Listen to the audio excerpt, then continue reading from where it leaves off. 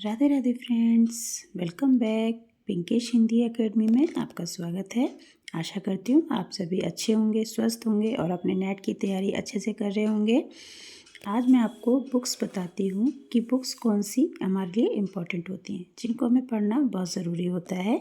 तो सबसे पहले है हिंदी साहित्य का इतिहास, रामचंद्र शुक्ल की बुक।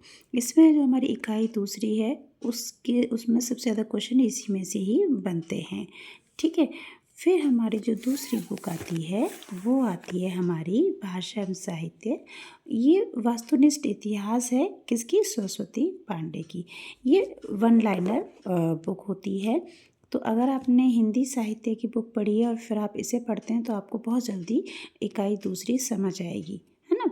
फिर अगर आपको लगता है कि आपको डीपली पढ़ना है तो आप दृष्टि की बुक को अच्छे से पढ़ सकते हैं। ठीक है। दृष्टि की बुक बहुत अच्छी है। इसमें सारी चीज़ें इकाई 5 से और इकाई 10 तक तो बहुत अच्छी दे रखी हैं, क्योंकि इतने सारे आपको जो कथन हैं वो किसी और बुक में नहीं मिलेंगे, वो हमारी दृष्टि की बुक में ही मिलते हैं अच्छे से। तो आपको ये दृष्टि की जो बुक है ये ले लेनी है और इसको ध्यान से आपको लेना है कि इसका जो नया वो चलेगा प्रचार, वो वाला लेना है। ठीक है।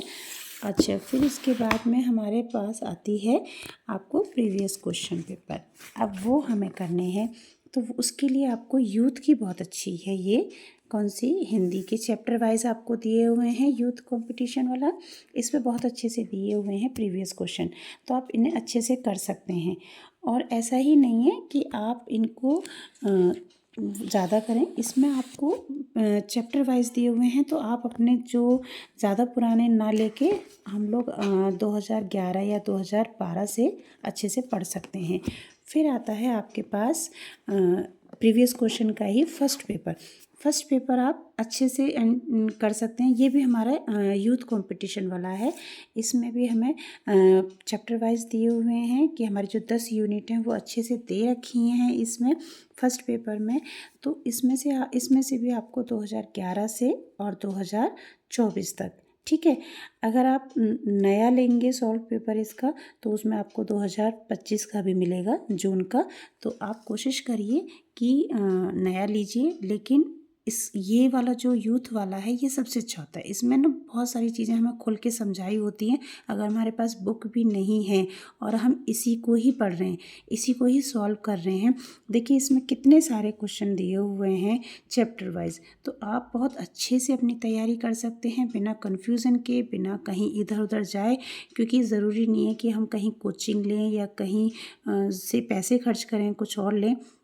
आप अपने पास इन बुकों को रखिए और इनको बहुत अच्छे से डीपली पढ़िए, अंडरलाइन करके पढ़िए, इसके नोट्स बनाइए। आप यकीन मानिए कि आपकी तैयारी सबसे अच्छी होगी और आप इस बार दिसंबर का नेट निकाल पाएंगे। तो मैं आशा करती हूँ कि आपको बुकों से हेल्प मिली होगी। अच्छा, अगर आपके पास टाइम, आपको लगता है कि मेरे पास टाइम है, तो आप ये वाली बुक भी पढ़ सकते हैं, हिंदी साहित्य का इतिहास। अब ये किसकी है? ये डॉक्टर नागेंद्र की है। अगर आप इसको पढ़ना चाहते हैं, अगर आपके पास टाइम है, तो आप इसको भी पढ़ सकते हैं। ठीक है। इकाई दूसरी के लिए, हिंदी साहित्य के लिए। तो मेरी कोशिश रहेगी कि आप सबको, मैं उम्मीद करती हूँ कि ये बुक्स समझ आई होंगी और आपको इनसे हेल्प भी मिलेगी। तो मेरे चैनल को सब्सक्राइब एंड लाइक कीजिए। Thank you.